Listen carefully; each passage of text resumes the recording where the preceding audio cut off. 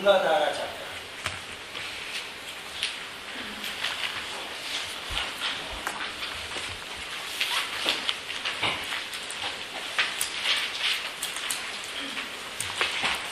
Mula means I don't know in Korean.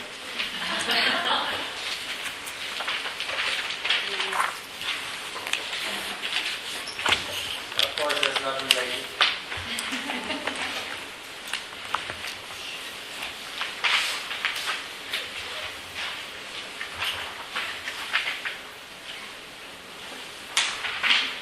Brian, listen. Did Brian go home? He wasn't feeling well.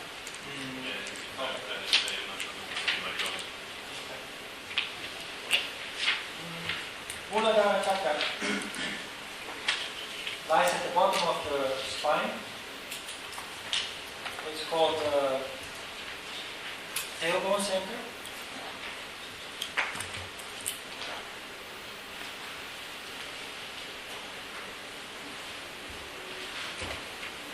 Your Ajna Chakra is a little bit disturbed.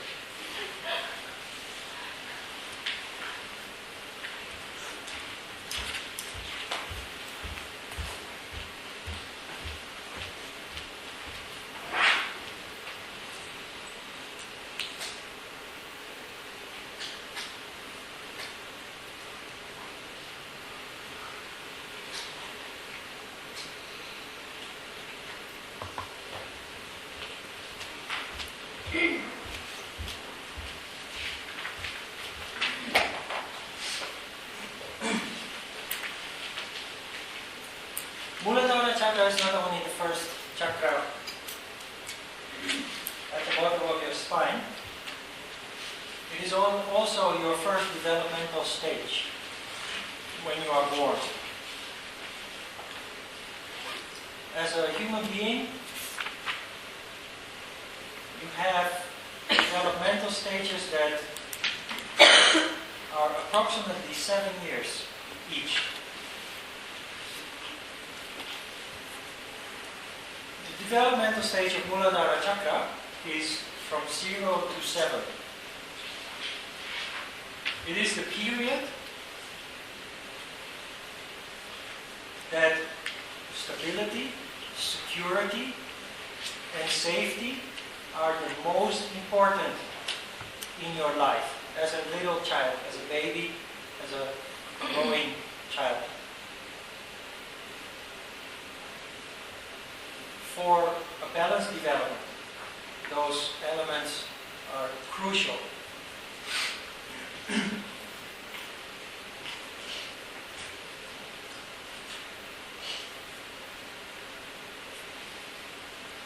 Of course, after 7 years it is still important, but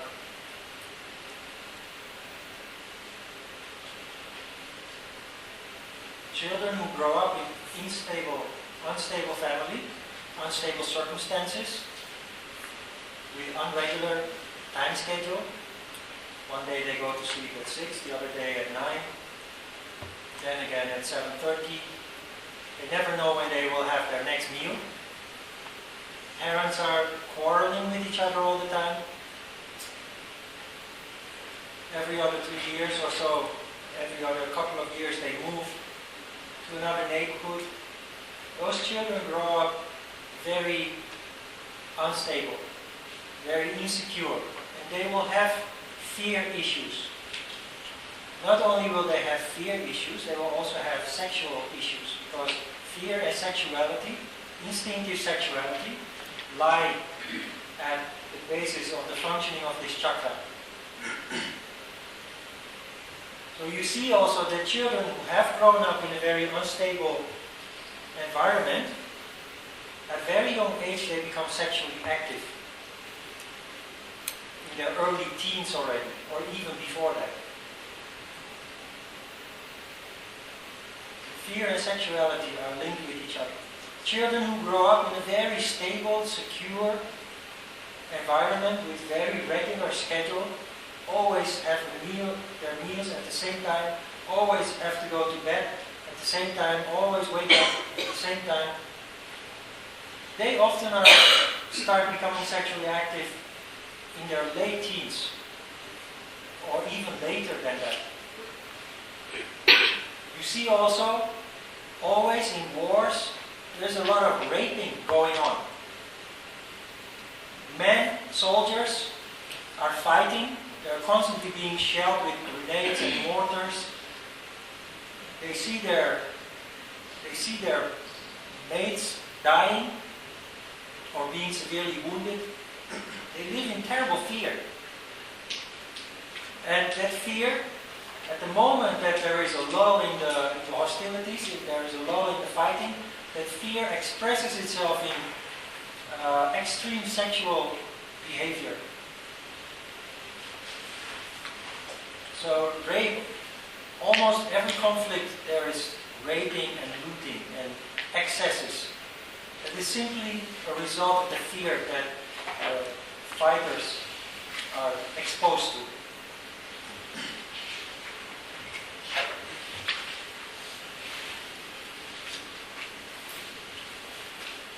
We have some concepts here that you slowly have to become familiar with.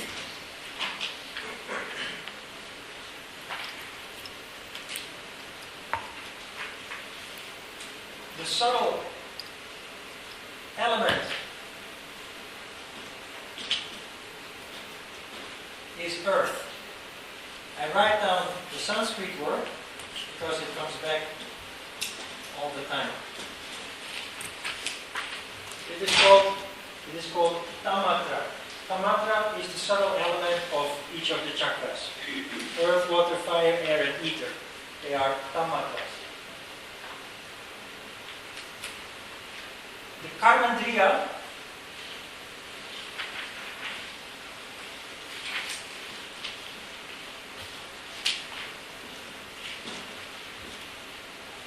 is excretion. So the karmandriya is the how do you say that? The karmandriya is the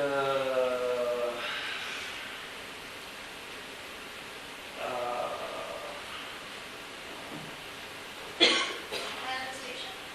yeah, manifestation in motion. Thank you. Manifestation in motion. Very interestingly, in this word, you see karma. Which, do you remember what it means, karma?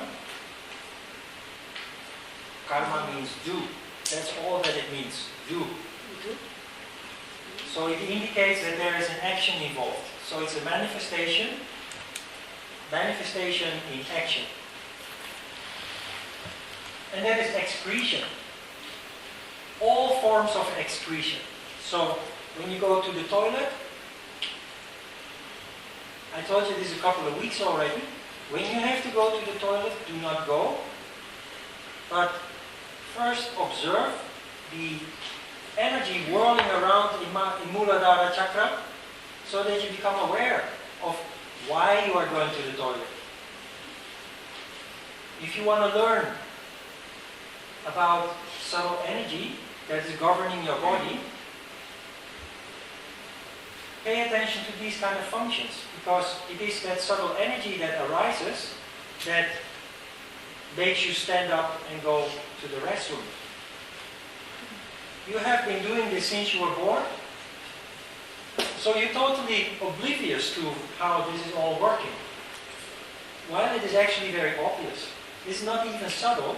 When you have to go to the toilet and you can't go to the toilet, for example, you become extremely uncomfortable, very restless.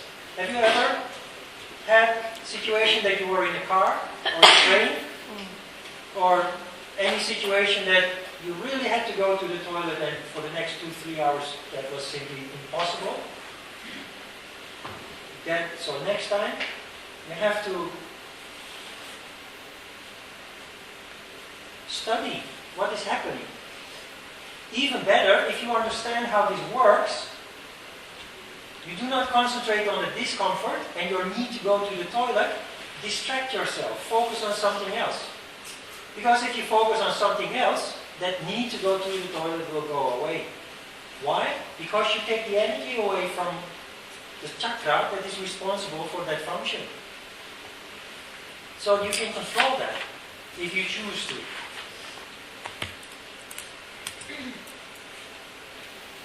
The Snanendriya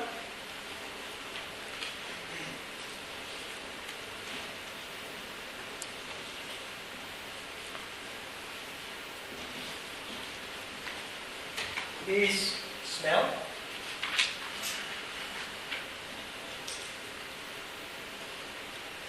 Here you see the word Snana. And Snana is usually referred to when it is about your senses. Sight, smell, hearing, touch. So Snanendriya, basically the physical function. No, the physical function is the Karmendriya.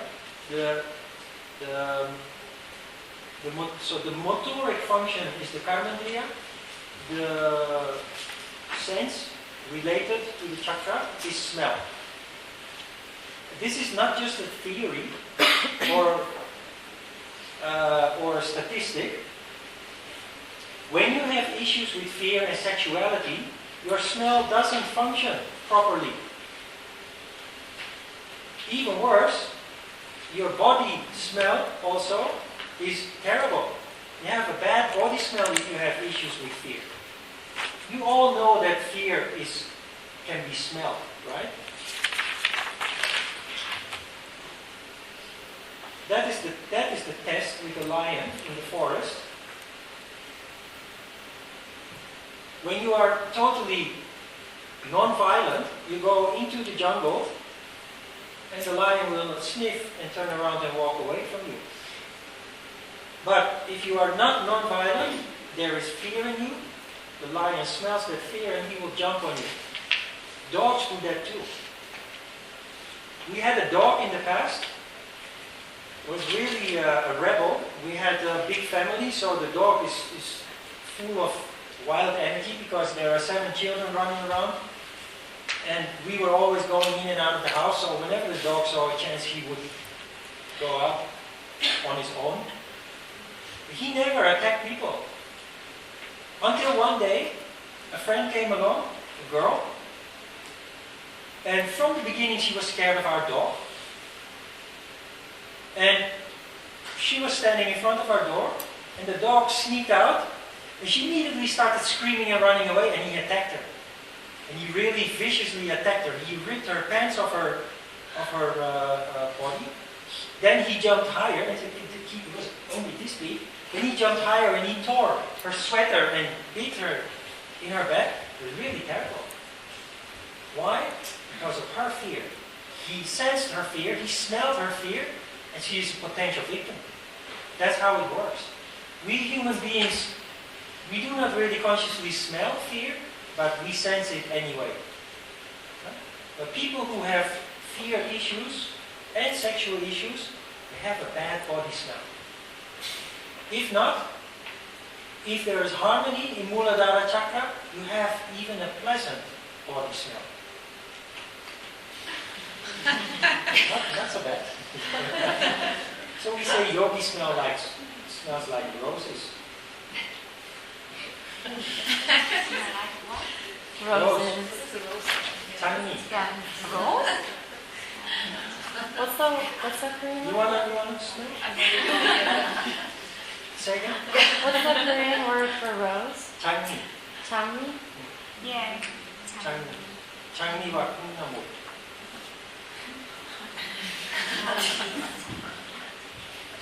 It's a drama series. Roses and bean sprouts.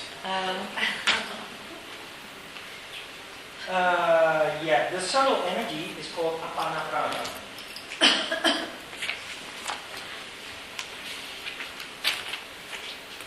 In Ajna Chakra we had Sukshma Prana. Sukshma Sharira is the subtle body, the mental body. So we had Sukshma Prana. Here we have Apana Prana.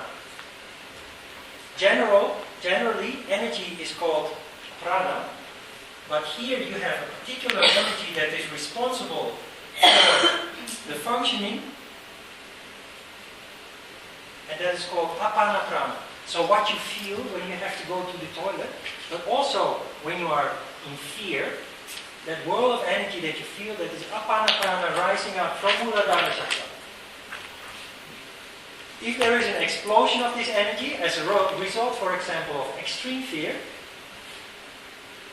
you start sweating excessively with a very bad smell, and you relieve yourself involuntarily. That is an explosion of apana prana in Muladhara Chakra, and you just lose control over your functions.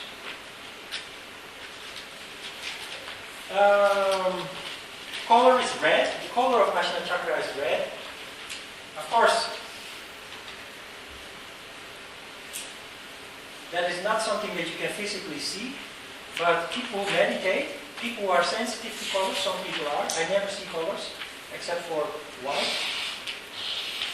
People who meditate, who are sensitive for colors, they see indeed red light, red color, when their consciousness is in Ajna Chakra. And that's very interesting because the marketing industry uses this. I've mentioned this before. Children function on the color. Children who are growing up are active in Muladhara Chakra. That's their developmental stage. But they're very sensitive to the color red. All children like fire trucks. All children like McDonald's. All young people who smoke, they like Marlboro. The marketing industry very cleverly uses this. And Ferrari also. That is a car for tough guys, for machos. Men functioning in Muladhara Chakra, who can afford it, of course. In the past, Ferrari was only available in red. There were no options. Only red. These days they have yellow, blue, there are various colors. In the past, only red. A very sexual object also, with a big hood, big nose, big engine. All about Muladhara Chakra. It appeals to your primordial sense of sexuality and fear, of course. Look at the McDonald's, whose hamburgers are really terrible, but they are the biggest hamburger chain in the world. And there are many other places, other chains, where you can get much better quality hamburgers, but they are just not as busy as McDonald's. It's very powerful. You can see the same thing with fear. The opposite of fear is security, safety. That's the color blue and green, the throat and the heart. Where do you see the color blue and green? Banks, insurance, everything that is related to money. We will come back to that because we will discuss those chakras as well. But it all makes sense in this way. And if you understand this also, you are a step ahead of your competition. So why are we using white actually? That's the color of purity. Yeah, red yoga. Red yoga clothes. Maybe yoga for children. Color red. And each of the mantras, each of the chakras has a mantra. This one is called Lam. I'm not in favor of mantras. But what it is about is that certain vibration stimulates certain chakra. So you have indeed sound therapy to heal people. And what does it do? It harmonizes the chakras. So Lam is a mantra like Om. Om. Lam. Lam. It's a little bit low tone. And the vibration resonates with Muladhara Chakra. Creates harmony in Muladhara Chakra. that is what the mantra is about. But rather than using mantra, which is, in my opinion, for uneducated people who do not have the ability to control the mind, I'd rather prefer to simply harmonize through asana and meditation. Yeah? That is the intellectual or the intelligent approach.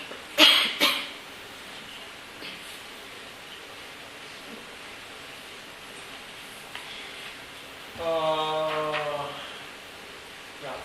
What if,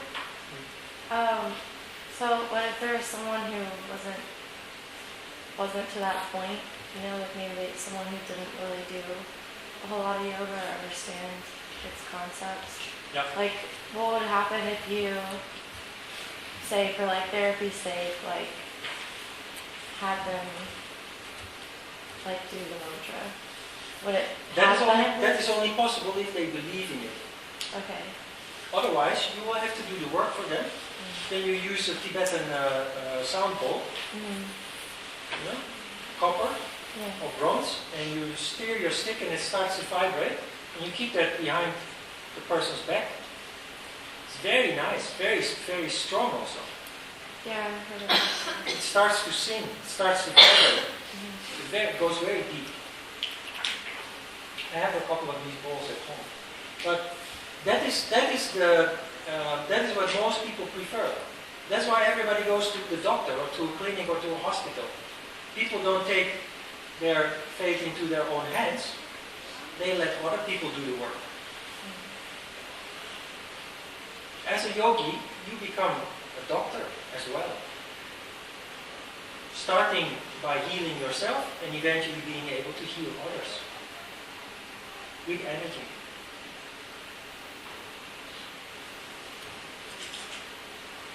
People think their body is like a car. If something is wrong, you go to the garage and you have it cut open and taken apart and put it together again. It is really terrible if you think of it. There's a much more sophisticated way, much more intelligent way, and that is simply to create harmony. Of course, if you have a disease that has developed already beyond a certain point, that doesn't work anymore. Then you need intervention from outside.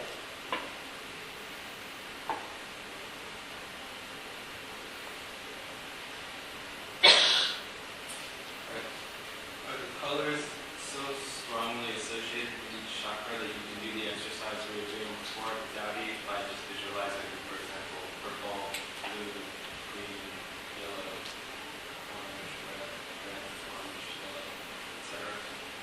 That is a possibility. Absolutely. If you have even better, if you have issues in Muladhara Chakra, you will automatically feel attracted to the color red. That means that you go to a shop to buy a coat and you try a blue one and you look at the mirror and you don't feel anything. Then you put on a red one and, hey, this is nice. And you buy the red one. So in that sense also, you are advised to listen to your preference of color. Most people, I know from own experience, but if you look around also, well not here, or all black and gray, which are not colors, but most people feel attracted to blue. Because that's the color of the throat chakra, and everybody, no matter how eloquent you are, everybody has issues with expression. Because our mind and our intuition are so complicated that language is simply far too limited to express exactly what we mean. So everybody has issues on throat level, and so almost everybody finds the color blue nice and attractive. This color blue, cobalt blue, or the blue that is here in the... Most people feel comfortable with that. It harmonizes the throat chakras.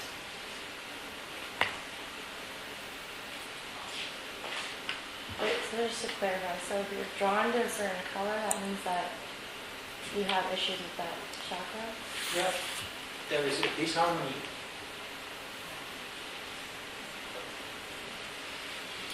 does it always mean disharmony, or could it be just attraction to, like, for example, what if you like white? White is not a color. It's a tone, but then if you're attracted to things that are white, does it mean anything? Like, for example, I know I've got a lot of black things, but I can't stand black. You can't stand black and you're wearing black. I know I haven't bought other things. I'd love to have all white things, but if you have a certain attraction to things that are black or white tones, or is it only other colours? Yeah, I think that is related to fashion, maybe. If you look in Korea, how many people wear black and grey, which are not colors, but that is fashion. And maybe it fits with the skin color, I don't know. But it's not really what we feel attracted to. There are only 5 colors, 7 colors, the colors of the rainbow. If you look at the rainbow also, it's exactly in the same order as the chakras. Red, orange, yellow, green, blue, violet, indigo. 7 colors. It's a rainbow. But if you feel attracted to white, your consciousness is probably on a higher level. Because indigo, the color of Sahasrara Chakra, is purplish. This is almost white. European people more sensitive about color, I think. We are all the same. Or- don't you? More sensitive, or their color technique is very rich. No, They are sensitive about color, or they make color technique is technically good. What do you think? no, I don't. I think we are all the same. I am against putting people in certain categories, like we are like this and they are like that. That is a fabrication of the mind. We are all the same in essence. Of course, we have another cultural background, and there are, of course, some influences, but we are all the same.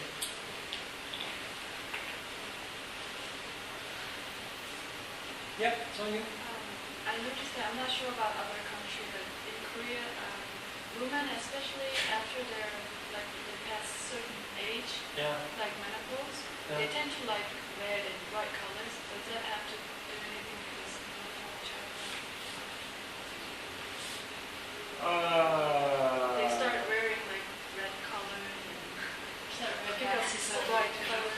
And before that, what did they do before Gray that? and black, right? Gray and black, Yeah, and then they get older and they go for bright colors. yeah. I'm just curious. Maybe it's just Korean thing, I don't know. No, maybe they want their youth back. Better to go to a yoga school, a real one.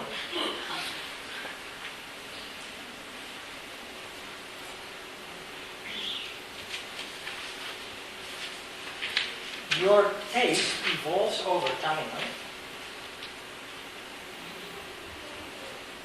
Your taste for color changes over time. That is not a static thing, it's a dynamic thing. It goes along with your development, with your evolution. That was kind of my question. So, like, as your attraction towards color changes, would you say that this harmony in you is also changing? Say again? So, let's say 5 years ago my favorite color was red, Yeah. but now my favorite color is blue. Okay. So, 5 years ago my disharmony was different than my disharmony now. Yeah, your consciousness is active on another level, on a higher level. The opposite direction.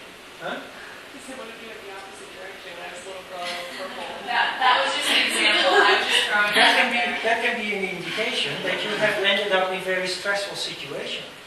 Because what you see with people, we are savages, you know. But it is only because of the stability that we now live in that we are civilized. But take away that stability and that safety and people become savages again. They will immediately drop down to below the diaphragm and people will start, they will kick in survival mode and they will start killing and whatever is necessary to survive. So civilization is just a small layer surrounding people. For most people, as soon as that security is taken away, people start behaving like savages again. Not all, because if your civilization is based upon your enlightenment, so to speak, upon your spiritual development, then you will be able to stand difficult situation, insecurity, lack of safety, based upon your control. And you will deal with it on a spiritual and intellectual level rather than reverting back to your animal instincts. So, also in that sense, and I think we all go through a period in our lives, especially when we are adult, that we have a period in our lives that we are thrown back.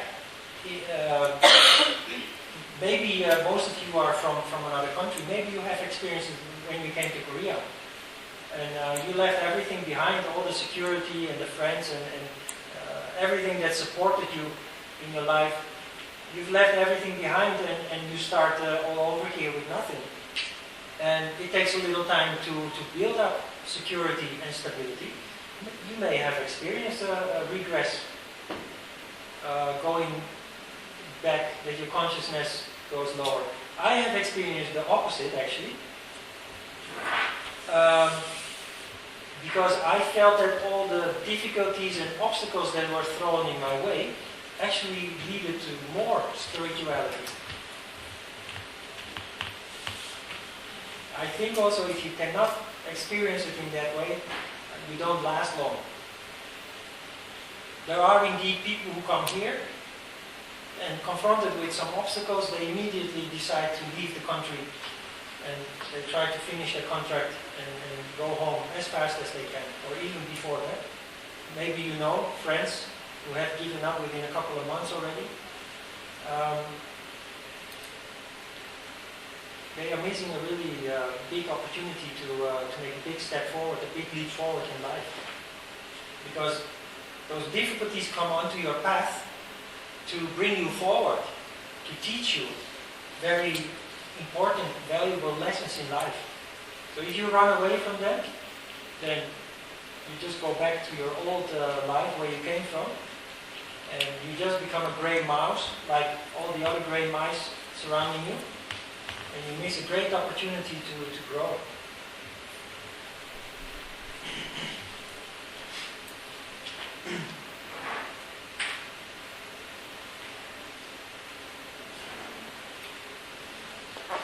Okay, in Rajas, the chakra expresses itself in excretion. That is very obvious, I think, because when you feel excited, there is sweat and smell, and even the urge to go to the toilet. When you feel the urge to go to the toilet, you feel energy whirling and rising. That is the characteristic of Shakti energy. Shakti energy is active and expanding.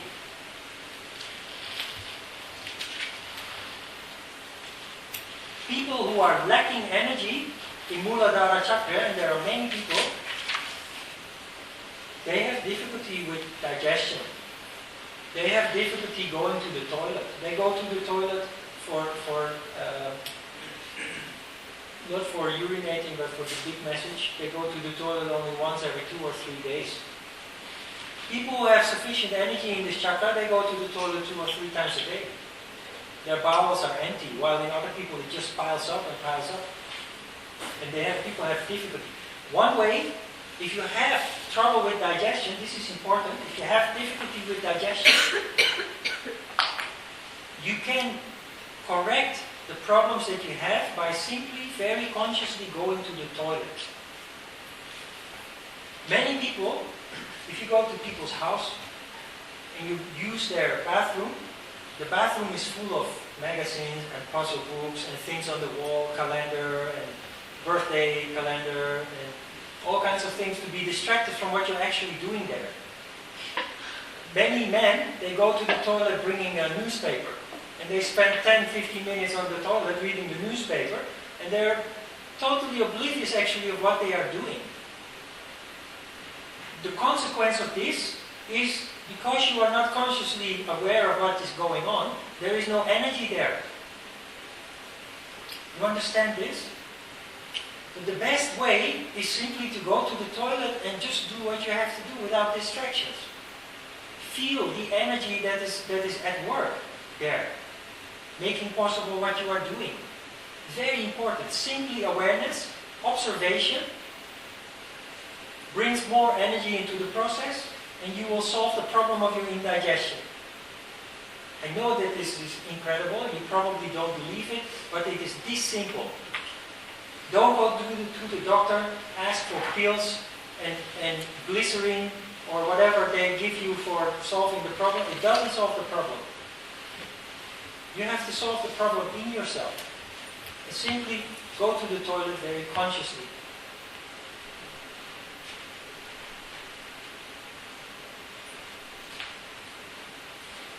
Another good example, when you are pregnant. When you are pregnant, everybody will tell you how terrible and bloody it is to give birth to a baby. Everybody will warn you and instill fear in you for the moment that the baby is going to be born. This is almost a standard procedure. Everybody around you everybody feels they should scare you. And so what happens? If it's your first pregnancy, you believe all that, so you become scared.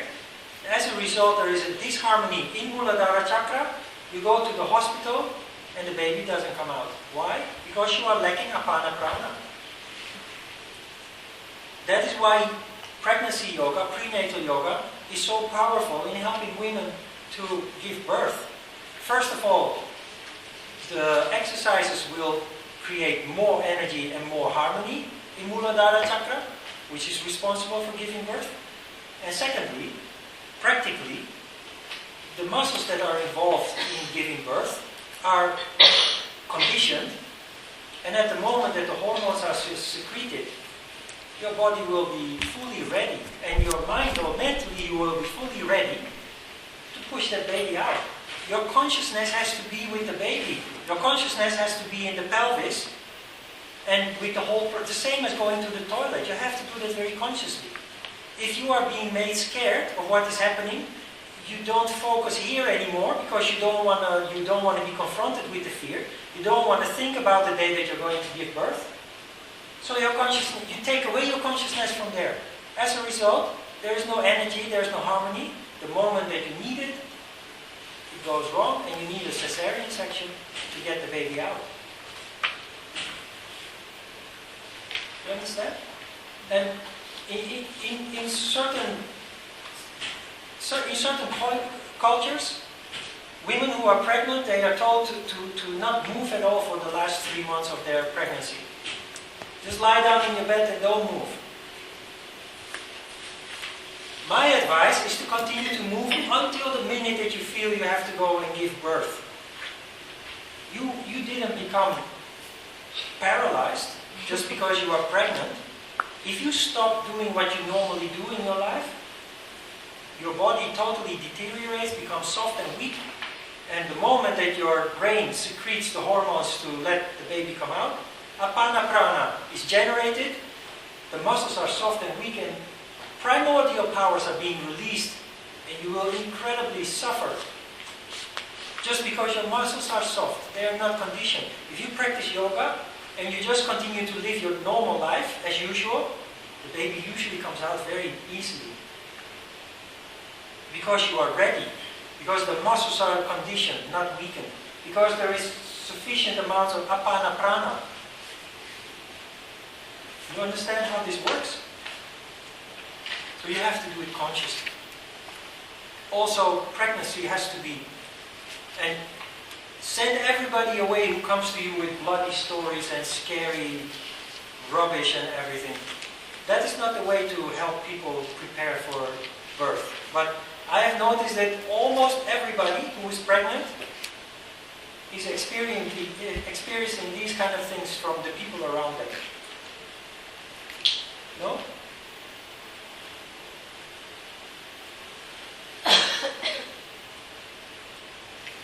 Somebody with a question? Yeah. Just returning to the four brains talk that you gave before the lunch, the cerebrum and the cerebellum, you mentioned that the instincts, we need to live more by the instincts. So is it just a matter of finding a balance between being conscious of our instinctive drives? Did I say that we should live more by our instincts? Intuition. Intuition. Oh, okay. That's totally the opposite. Okay. No, it's very important. No, okay, then, but just being, okay, so that's totally,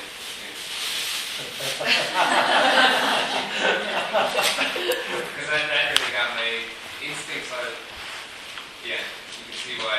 Instincts are very important, but they always bring us in trouble. So we need instincts to tell us something about the situation we are in. But the wise man understands what the instinct is trying to say and sensibly goes about solving the problem without emotion, without panic. But if you live instinctively, you will react immediately, almost animal-like. It always leads to more trouble. The intuition, well, if you want to put it graphically, instinct is at the lowest part of your functioning chart, while intuition is at the highest. They're total opposites. Intuition and instinct, total opposites.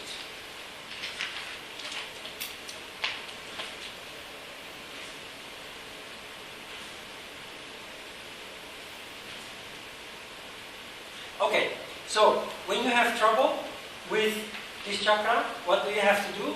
First of all, you have to move. Simply move. Walk, do exercise.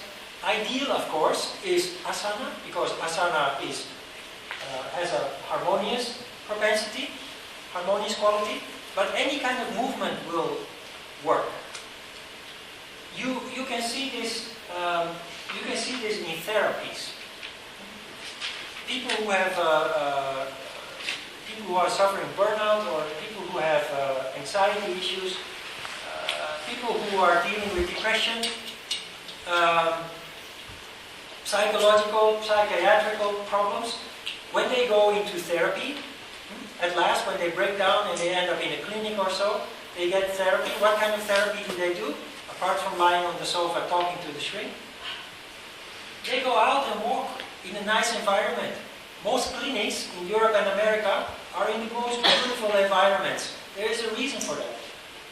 Because the Sattva, here you see hospitals in Korea, they are in the middle of the hustle and bustle.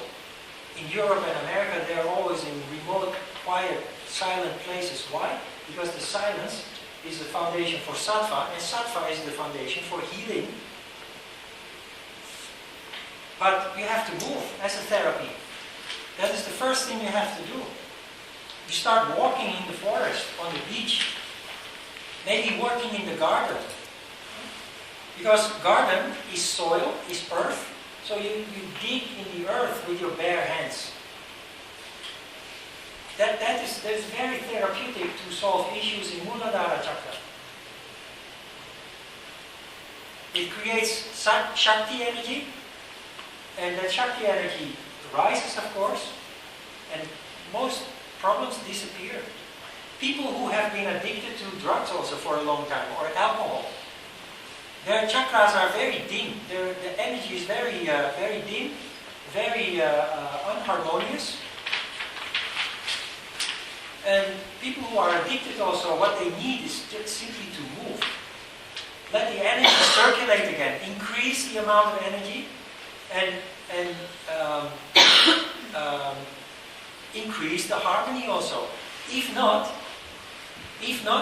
they will very quickly fall back into the old habit. This applies to all addictions, but especially with prescription drugs, or just illegal drugs, doesn't matter. Alcohol all these kind of substances, the moment that, if you're really addicted, and the moment that you stop, you become very unstable. And if you don't create more energy and more harmony, you will just fall back into your old habit. That is the difficulty with addicted people, to deal with their problem. And it's my experience, if you practice yoga, you deal with your addictions in a very natural way. You don't need outside intervention.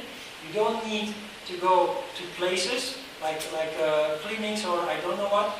It's just in a very natural way, because you create more and more sattva.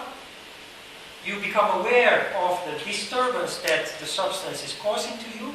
And so in a very natural way, without violence, you slowly but certainly get rid of your addiction. Many people who start practicing yoga, if they smoke, after a couple of months, sometimes a little bit longer, one day they just stop. I've seen that many times. It doesn't mean that everybody should stop smoking, but it tells something. Because for most people it is so difficult to stop, but then when people start harmonizing more and more, it just comes natural. Do you believe in using Western medicine or like outside intervention as an immediate fix to someone's problem? Because like you said, yoga takes a couple of months. For someone, what if they need Like for what? away? For example? Drug dependency, depression, maybe? Yeah, it depends. No, well, it depends. It depends on the person. How severe the disease? Because not many people are capable of taking things in their own hands, especially not when they are so unstable. So you may need outside intervention. But one thing about depression, many people who have a depression, they get those medicines. What do you call them? Antidepressants. They are horrible. What? They're very common. Why? Because the pharmaceutical companies make enormous amounts of money on it. So doctors are urged to prescribe those medicines as often as possible, and they get bonuses for that. But I've seen people who were as tiny as Kate, for example, or we are all relatively tiny. They were put on these kind of medicine, and they blow up like balloons. They become twice as heavy. And they're just drugged. They can't function anymore in normal life. I know people who say that it helped them remarkably. So what would you say? Yeah, but this is not the solution. I have also had students who were on medicine for depression, and many people these days are on this medicine, even children, young and old. When people become aware that they have become dependent, they naturally want to get rid of the habit. They want to start taking over, especially when people start practicing yoga and they learn about all this. They want to take things in their own hands, and so they want to stop being dependent on those kind of substances. And that is a big struggle. It is almost as severe, or it is as severe as a heroin addiction or alcohol addiction. So having such medicine maybe on a very short term is a solution, but it usually creates more problems in the long term. Because the problem that lies at the basis of your depression is not solved, which is disharmony and lack of energy. And as a result of this medicine, which makes you feel nice and woolly and pleasant, your energy level even goes down more, and your disharmony increases. The moment that you stop using those medicines, it is multiplied. Your problem is multiplied. This is very tricky. It's very tricky. I've seen a very long time ago long-time friend from a long time ago. She was, in the past, she was very strong and stable and very overly self-confident. And some things happened in her life that totally destroyed her stability. She ended up on, what do you call this medicine? Huh? Yes, but a very particular one, the most famous one. Prozac. She ended up with Prozac. She came like this. And she was only like 45 kilo, can you imagine, so thin? She came like this, totally blown up. And totally debilitated. She doesn't work already for many years, she doesn't work anymore, she's not functioning anymore, there's no growth and progress anymore. That is absolutely not the solution, you know.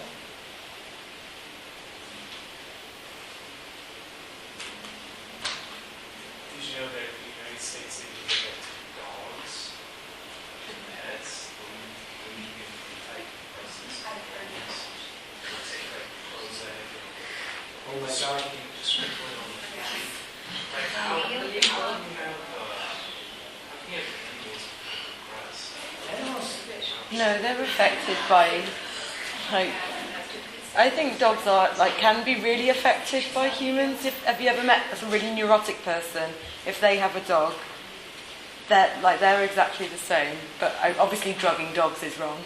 oh, you know, Maybe just is what? it's like Well, in America, people are crazy, you know. Yeah.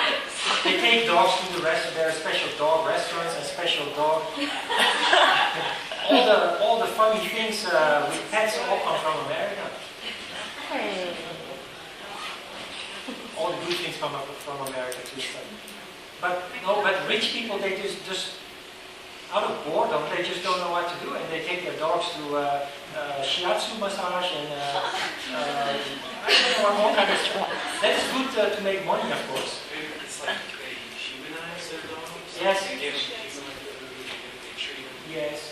Like You know? they just pay them to where they're like modern day slothful. Yeah. So what does a dog need? The dog needs to go out and run around. If you want to have a happy doggy, then you have to take your dog out every day, and at least 4 times a week or so, you have to really make a long walk.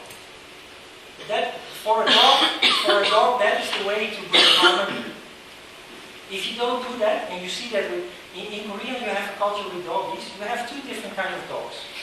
One kind of dog is either a guard dog or like cattle. There's usually big dogs. The other dogs are the little, yes, the toy dogs. But the point is, they are not considered to be living things. So they don't need to run around, they don't need to pee and poo. They do that just in a veranda. And so you get very nervous dogs. Because they can't get rid of their energy and they become very frustrated. And maybe you can call that depressed. But they become very obnoxious and disturbing and noisy and They're like squirrels. the solution to the problem is yes. The solution to the problem is treat them as dogs. What does a dog need? It needs to run around and play. September? You talked about like stem chakras or like lacking energy. Maybe Yeah. overstimulated. Yeah. How would that manifest? Well, look at children who have fear issues and become at a young age become sexually active, overly active. That is yeah. I thought that resulted in the lack of energy there. No, there is disharmony. Could be either. Huh? But this harmony can be like lack of energy or too much of energy. Just Yes. out of alignment. Look at young boys that always are looking for excitement. So they join gangs and they do all kinds of things that other boys don't do. They get in trouble with the law and these kind of things. Those boys are full of energy. But they use it in the wrong way. Why do they use it in the wrong way? Because there is disharmony. If they would be more harmonious, they would join a wrestling club or whatever. They would start canalizing their energy in a positive way. But they are disharmonious, they have all kinds of issues. So that the way of expressing themselves is also a negative way. Negative and destructive. So stability is most important for children to grow up. Up until even in their 20s. Very important. And what you have to do when you're being confronted with children who are like that is take them away from their environment and create structure for them.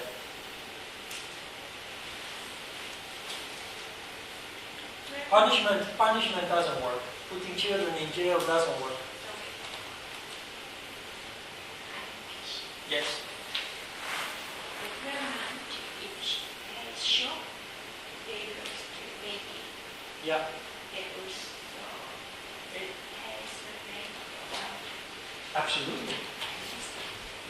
In Muladhara Chakra, if you are pregnant and you are suffering stress, there is too much disharmony, too much apana prana, and there can be a premature ejection of the baby. So too much, there's an explosion of energy, and especially with children, with a baby carrying a baby, that's a very sensitive issue, especially in the first stages of pregnancy. So already when you are pregnant, even before you get pregnant, you have to harmonize already, because women who are not harmonious, they can't get pregnant. That is why so many women these days have trouble becoming pregnant in the first place. It's not natural anymore. We plan everything mentally. So, oh yeah, now I'm 34, so it's time to get a baby, otherwise I'm too old. So we start planning. So hey, let's... And every day you have sex, it's not even nice, it's not even pleasant anymore. Every day you force your husband to have sex because you want to have a baby. And everything is mental, and because of that your body shuts down, there is no harmony, you don't get pregnant. You want to get pregnant? Just enjoy sex. With no planning, with no idea of becoming pregnant, you will be pregnant sooner than is even desirable. That happened to my sister's best friend.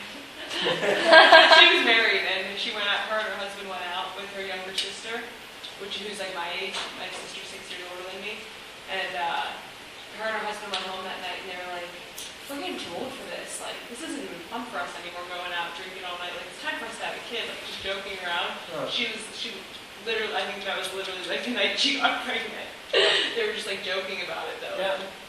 Yeah. It happened. Yeah. The body is a very sensitive organism,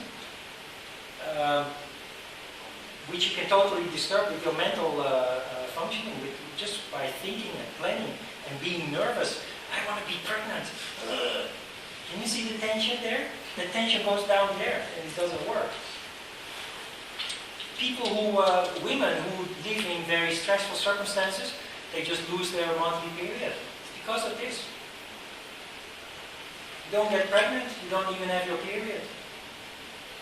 If you want to become pregnant, you have to be totally detached. Just enjoy. That's the best recipe.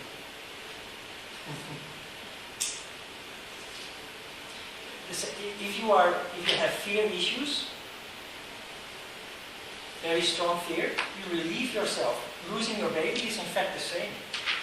But it happens much more easily. It's a much more sensitive issue than urine or poo-poo. It's a much more sensitive issue, having a baby.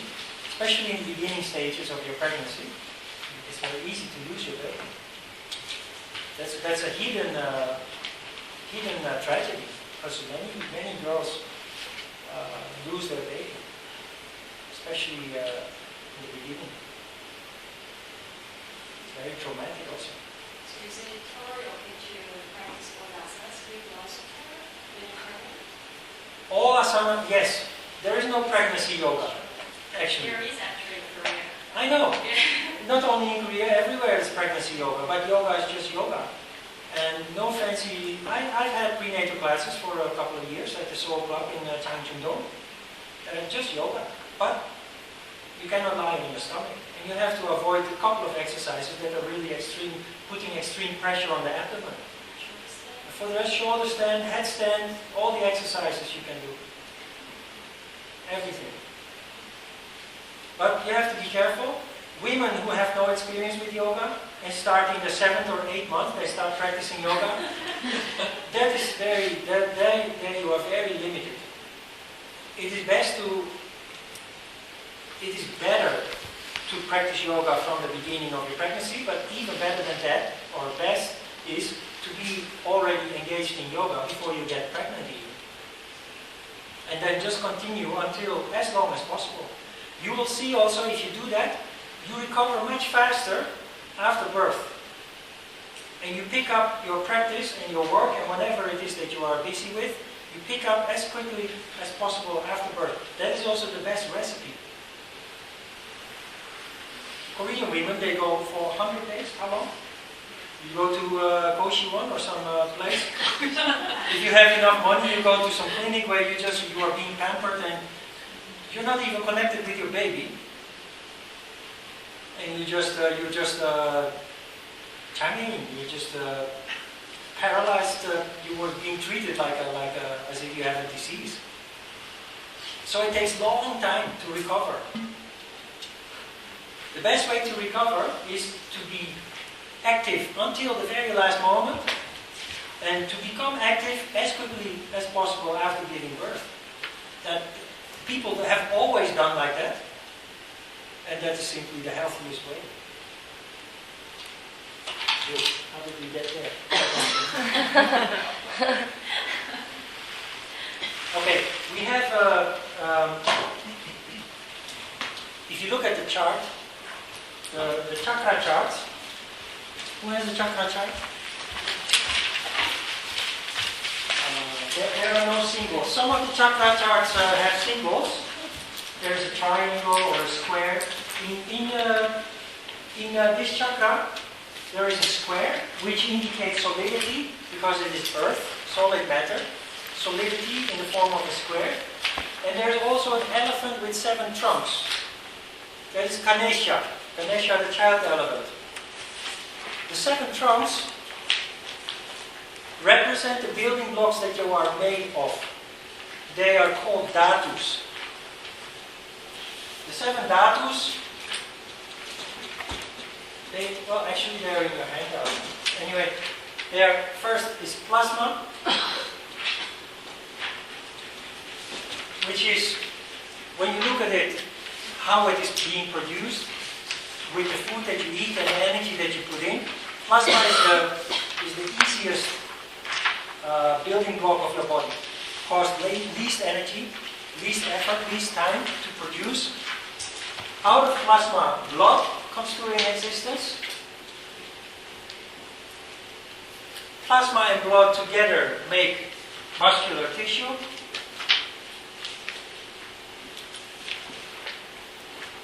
Those 3 together lead to the production of fat.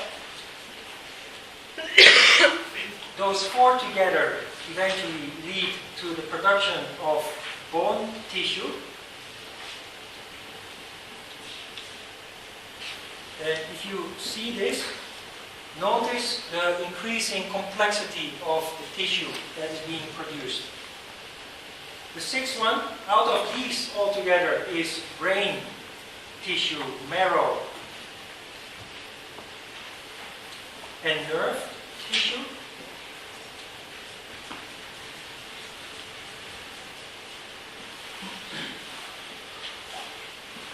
And the last one is ovum and sperm.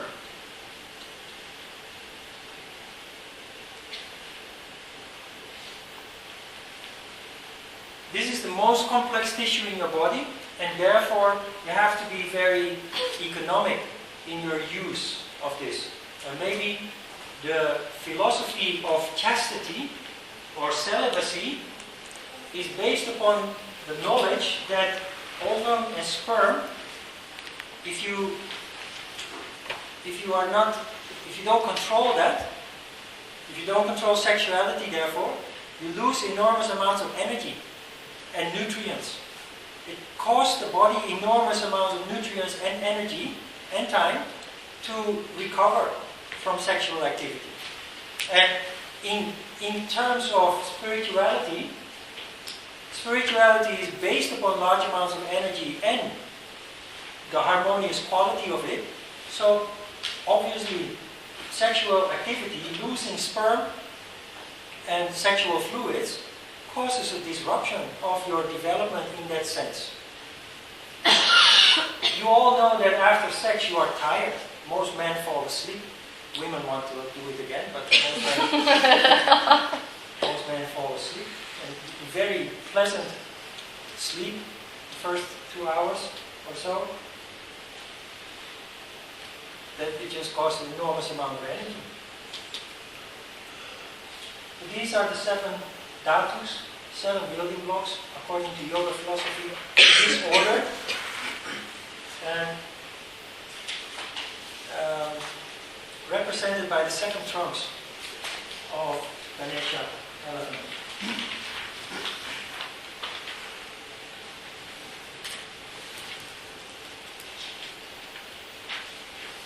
Do you feel a little bit now what all this is about? Yoga, harmony, tamas and rajas? Do you get a sense also now of the condition that you are in? Or how you fluctuate now and then between rajas and tamas? And how when you feel pleasant that there is actually sattva in you? When you are sattvic, that you have an ability to reflect on things and understand the essence of things, that is only possible when there is harmony. When you're not harmonious, it's very difficult to have realizations, to have access to wisdom. If you understand this, then here you have the keys to control your life. And the problem is, understanding this is not so difficult. The biggest difficulty here is to find motivation, to find time, to actually practice, and preferably on a structural basis. Because that is what really makes the difference. Learning about it, that is interesting, but it is the practice that actually really starts to transform you, your condition. And that's the biggest difficulty. The biggest difficulty is to put ourselves to work and simply start practicing. To make some time on a daily basis. Doesn't even have to be an hour, it can be 15 or 20 or 40 minutes, doesn't matter. But to just make time on a regular basis and practice, that's the biggest difficulty. But for the rest, it's all an experience. Try to practice, feel what it does with you, based upon also what you know about all this, and that good feeling that you will have, the results that you will have, that will be your motivation to make some time, to have discipline to practice. Good. Questions about Muladhara Chakra?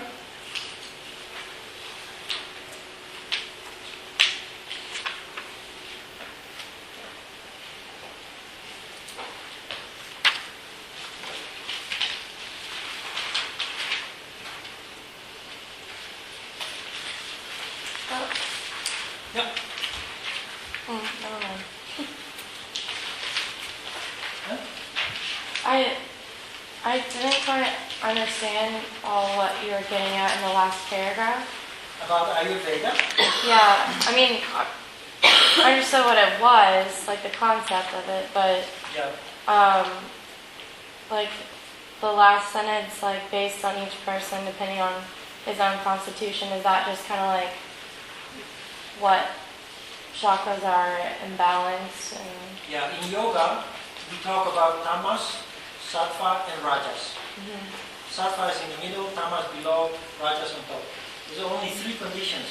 In Ayurveda, you have like 7 conditions, and those are even underdivided into another 3 conditions each or so. So, Ayurveda is basically the medical branch of yoga, and it works exactly according to what we discuss here. And to get treatment in Ayurveda, if you have a problem, I have the same problem when we go to an Ayurvedic doctor, he may have a totally different approach to you, then he will have to meet, simply because my constitution is different. like within all of those levels, I mean? Yeah. Yeah. I don't know where I can find it again, but in the past, I don't know how, but I came across some Ayurvedic website where they had presented a test that you can do, You answer a number of questions, and the results of those questions, they determine what kind of constitution you have. Whether you are Vata, Pitta, or Kapha. It's very interesting. Just Google a little bit and you will come across something like that.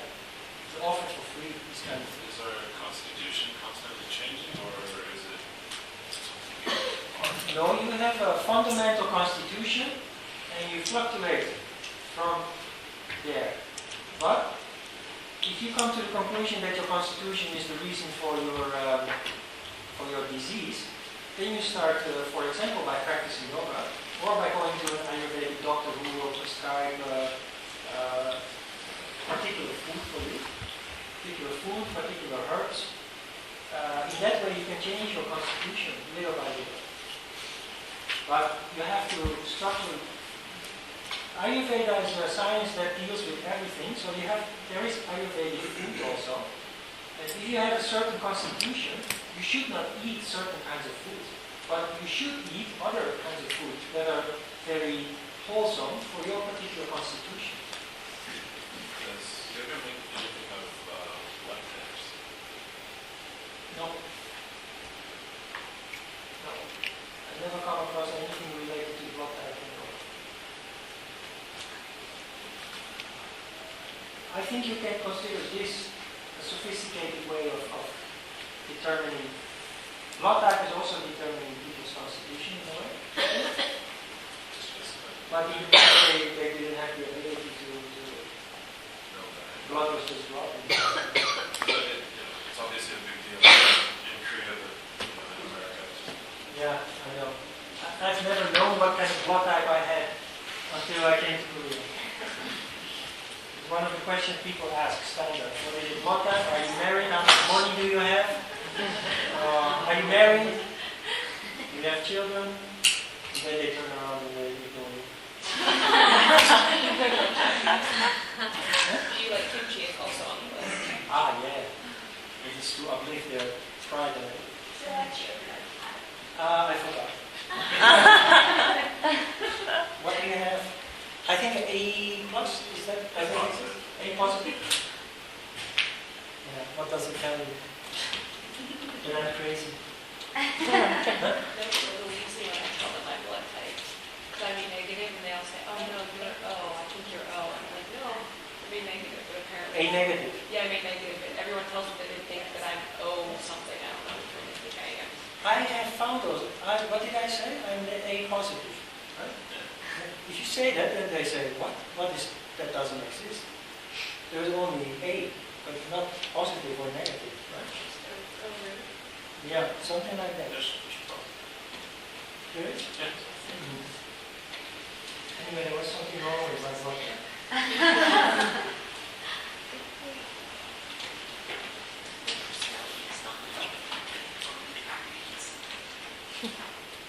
Okay. Questions? Wonderful science, eh, yoga? It is absolutely marvelous. Good.